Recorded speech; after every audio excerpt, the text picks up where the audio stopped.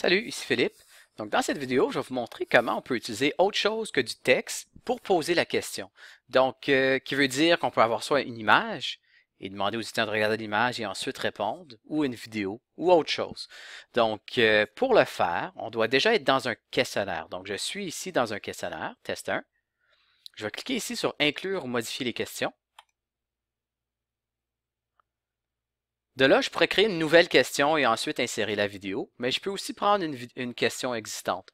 Si je clique sur la question, je vois que ma question était comme ça et la prévisualisation ici.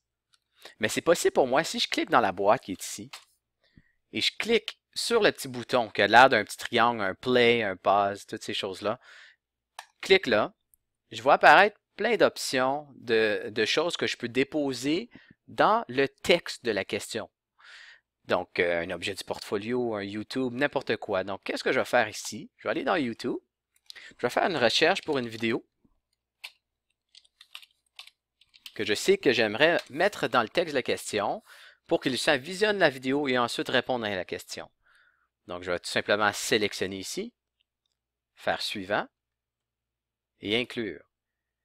Donc, on voit que c'est ici. Puis ça, c'est la façon que l'étudiant va le voir.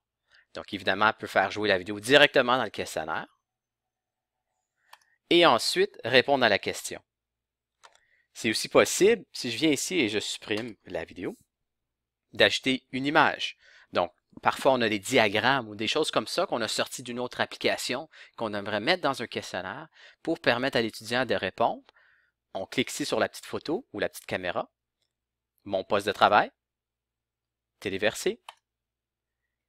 Et moi, sur mon bureau, j'ai une photo que je peux utiliser ici. Je vais l'ouvrir. Je vous recommande de mettre l'option texte.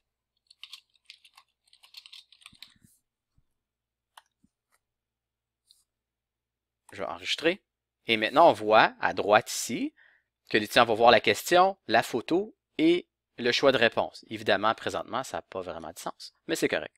Donc, vous voyez ici qu'on peut mettre autre chose que simplement du texte dans un questionnaire cité